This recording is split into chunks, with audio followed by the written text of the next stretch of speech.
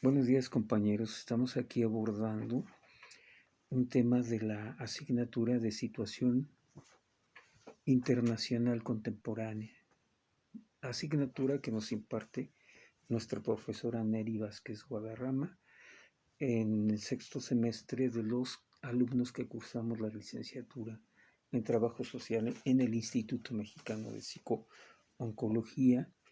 Para nuestra formación profesional es fundamental conocer todo lo que sucede en el mundo y cómo incide todas estas situaciones en nuestros procesos económicos sociales de nuestro país.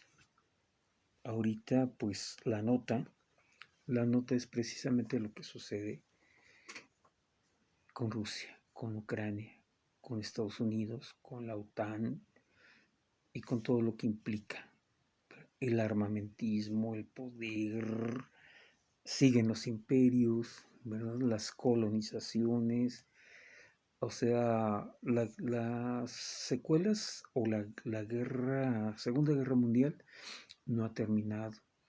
Sabemos del neonazismo existente en Ucrania, no, que es uno de los principales factores que están ocasionando todo esto porque están acabando con la población que todavía está en Rusia, en Ucrania y que pertenece y habla. Su lengua materna es precisamente el ruso. Bueno, pues sí, la nota, es lo más importante, ¿verdad? Para todo el mundo, las economías, insisto, la inestabilidad, los alimentos, las energías, todo lo que va a suceder conforme vaya escalando toda esta problemática, pero todos estamos concentrados en eso, pero a mí en lo particular, en lo personal, me brincó, me llamó la atención precisamente la declaración que hizo hace unos días el ministro de la Corte. ¿Por qué lo hizo públicamente? Eso sería muy interesante saber los motivos, conocer por qué lo externó en toda una conferencia, en la presentación de uno de sus libros de 10 años de ejercicio como presidente de la Suprema Corte de Justicia de la Nación, uno de los órganos más importantes del presidencialismo en México, porque precisamente eh, trata de ser un equilibrio, ¿verdad?, del poder del Estado, de las instituciones del Estado, en ese ejercicio de control de la población. La Suprema Corte, el poder legislativo, cómo se construye todo esto, ¿verdad?, para la figura presidencial, esa figura que surge de una serie de procesos, la formación de partidos, las elecciones, los candidatos, las votaciones, la participación social de nosotros en estos procesos y para darle una legitimidad como se le ha dado a los presidentes, como se le dio a Calderón, a Peña Nieto y ahora a nuestro presidente Andrés Manuel López Obrador. Finalmente todos llegaron a lo más importante, a hacer un juramento, ¿verdad?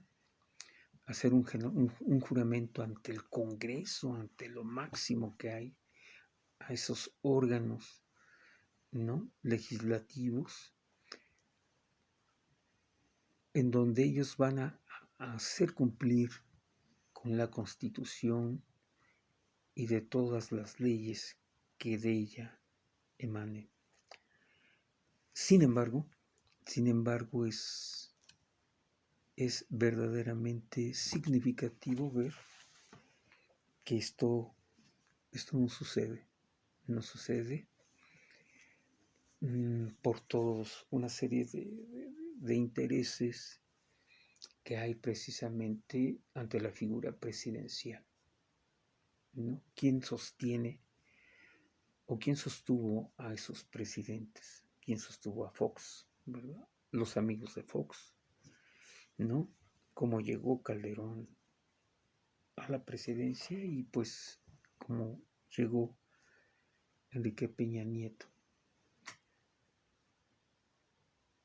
a generar una realidad una realidad mexicana caótica, tremendamente caótica.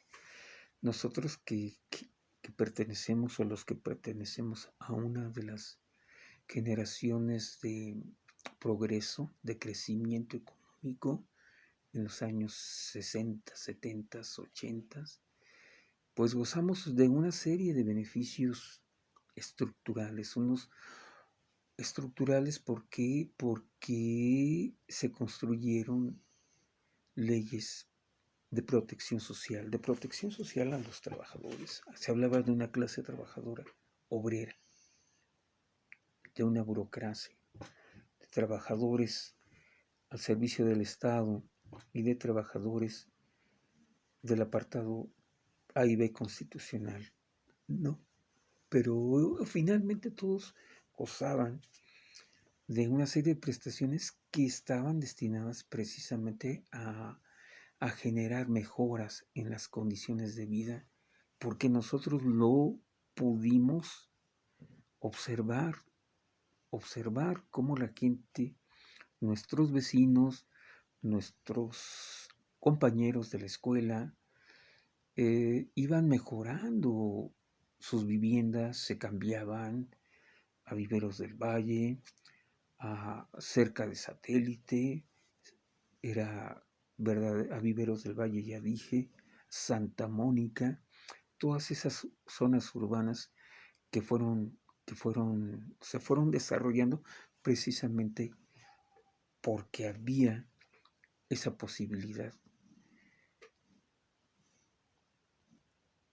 de crecimiento, de bienestar para la clase obrera, tenían prestaciones económicas, médicas, sociales, y que el ingreso posibilitaba también a darle un nivel de vida, un nivel de educación a los hijos. Surgen generaciones, había los sistemas educativos además eran buenos, ¿verdad? En aquel tiempo era pues la prevocacional, la universidad, ¿no? Todas esas instituciones educativas que absorbían, el poli absorbía muchísima gente, era un subsistema educativo verdaderamente importante en el crecimiento tecnológico y científico. Había una fuerte vinculación con el sector productivo, con la industria, con el sector de servicios, y de ahí pues se generaban los planes y programas de estudio. ¿Y por qué menciono esto? ¿Por qué lo menciono? Porque pues ese poder, ese presidencialismo, lo que mencionó el ministro de la Corte es fundamental. Es para que nosotros entremos a un proceso de reflexión como trabajadores sociales. Realmente estamos, ya no digo interviniendo, espérenme, verdaderamente estamos identificando, procesando, interpretando la realidad. ¿Qué estamos haciendo? ¿Qué estamos haciendo con ese poder del presidente? ¿Qué se está haciendo? Y les voy a decir por qué. ¿Por qué debemos de reflexionarlo? ¿Por qué debemos de cuestionar y detenernos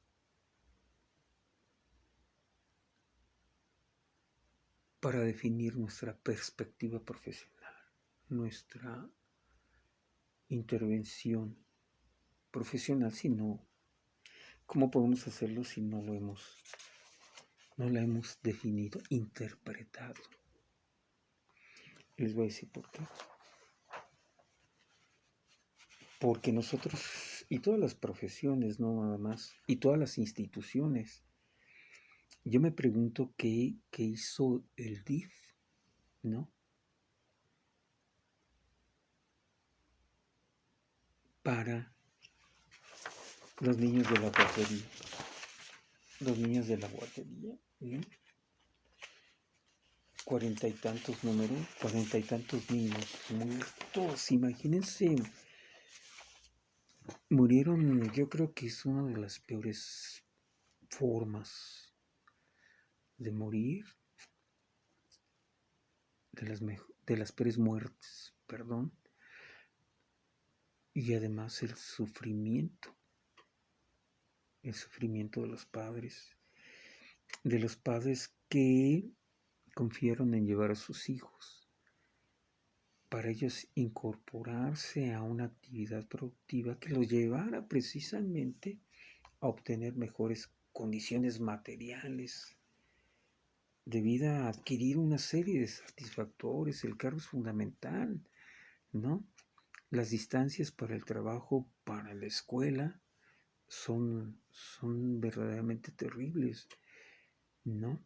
Las horas que pasamos en el transporte, yo diría que en la Ciudad de México, ¿verdad? Son verdaderos, es donde se lleva más tiempo.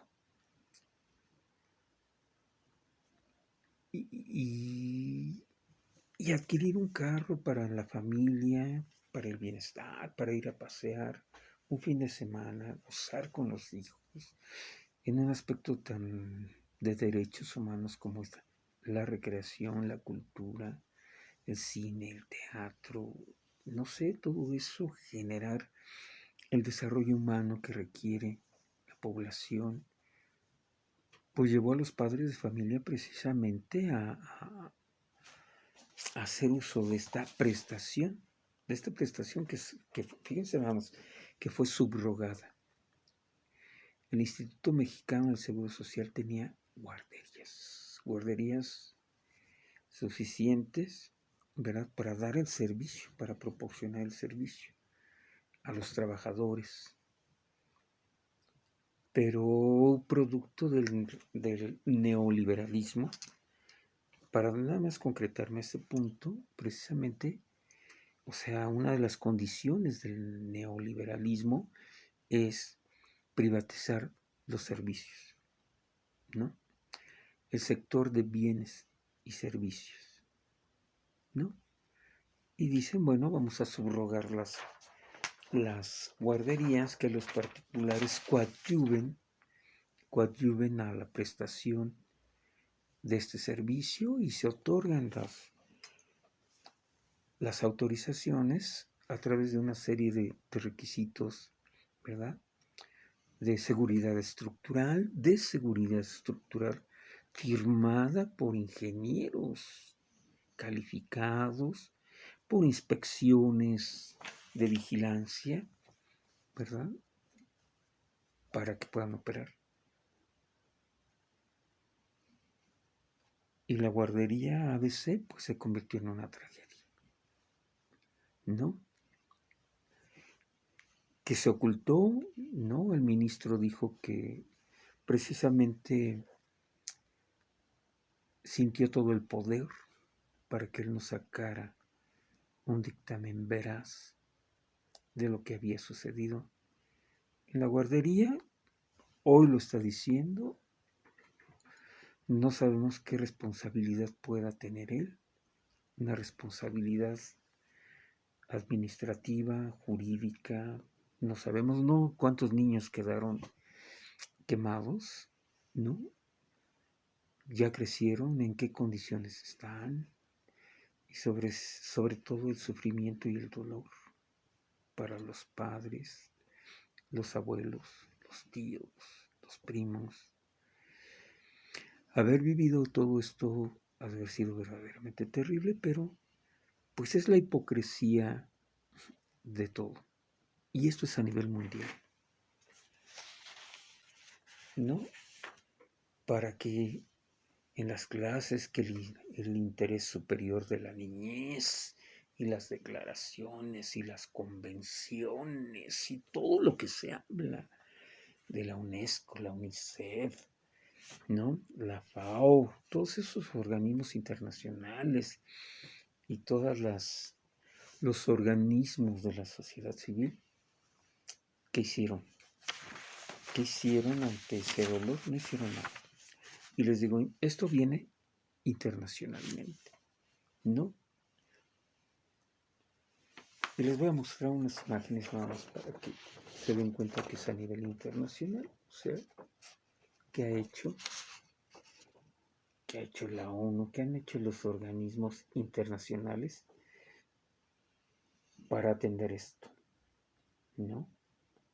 Estas imágenes verdaderamente terribles, verdaderamente impactantes. Y nosotros como trabajadores sociales, ¿qué hemos hecho?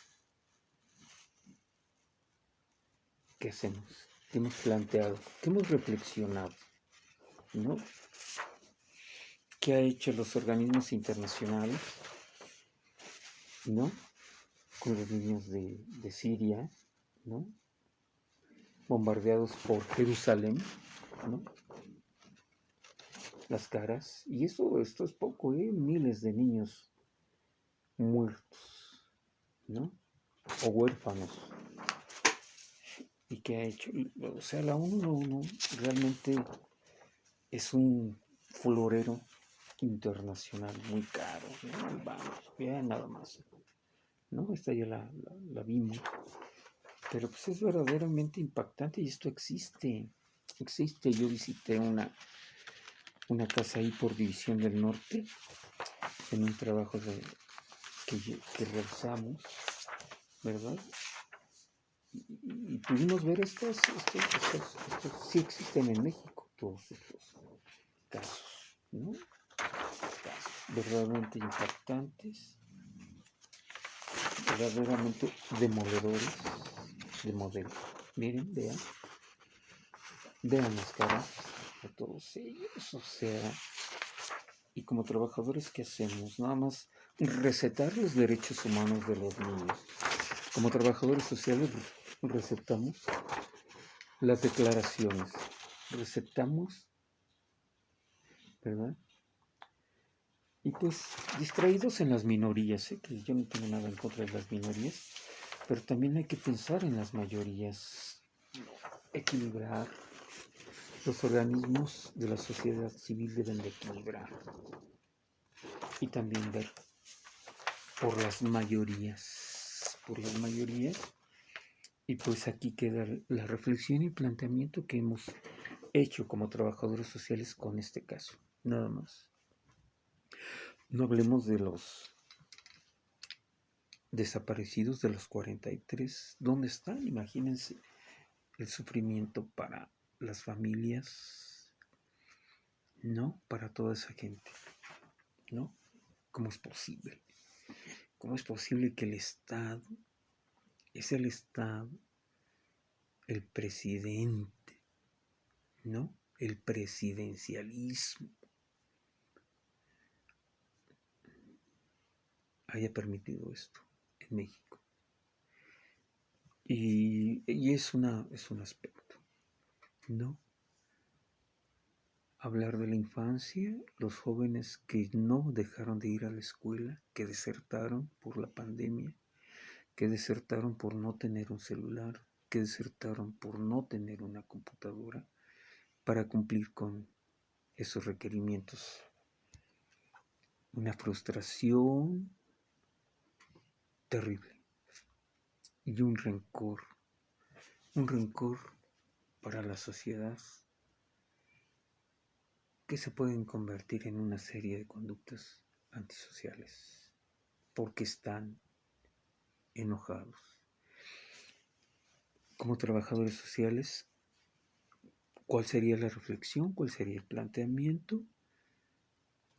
Pero pues es una responsabilidad también de las instituciones educativas que ha hecho el Politécnico,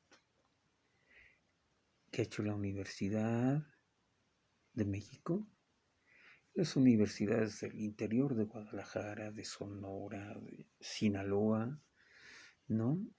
Nada más inventando sus modelos de intervención y de todo esto, pero no hacemos nada concreto ante una realidad. De aquí podemos sacar casos concretos, ¿no? Concretos para generar una praxis. Estas son las situaciones empíricas para la práctica del trabajo social. Son las situaciones verdaderamente relevantes de intervención en crisis. ¿Qué planteamientos hemos hecho? ¿Qué reflexiones hemos hecho en las aulas de esto? ¿Qué reflexiones hemos hecho de los 43 en trabajo social? ¿Quién sabe? En el ámbito jurídico, ¿quién sabe? ¿Verdad? Que serían las dos áreas fundamentales, pero tenemos que detenerlos. ¿Qué han hecho los investigadores? Los que ganan, bueno, ¿para qué les digo cuánto gana un investigador? ¿No? Que un maestro que tiene plaza de investigador en la universidad y nada más hace sus libros y vuelve a decir de Ezequiel Anderek y Natalia Kirchnerman y jalan de por allá de Argentina y todo esto, pero no hemos construido nosotros una base epistemológica considerando esta realidad. ¿Tenemos elementos? Hay que hacerlos, ¿no? Hay que hablarlo con los maestros, hay que pedirles a los maestros, a las academias, que ya formulen un planteamiento concreto, ¿no? Ante este panorama de nuestros jóvenes, de nuestros niños, ¿no?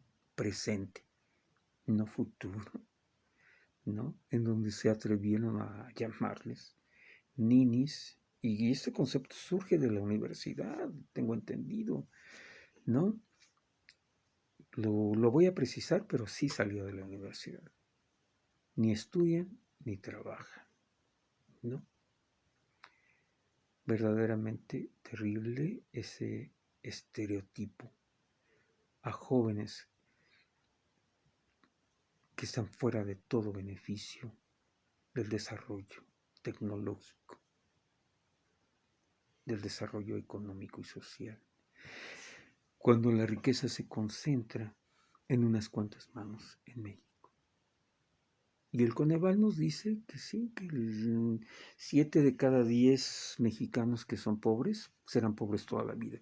Pero quien nos dice eso gana más de 120,000 pesos, los investigadores, ¿no? Que nada más se dedicaron a interpretar la información del INE, que es todo un tema, son temas que la academia los tiene que abordar, que tiene que enfrentar, que tiene que reconceptualizar el marco epistemológico del trabajo social ya en una realidad concreta, ¿no? Pues gracias y buen día para todos.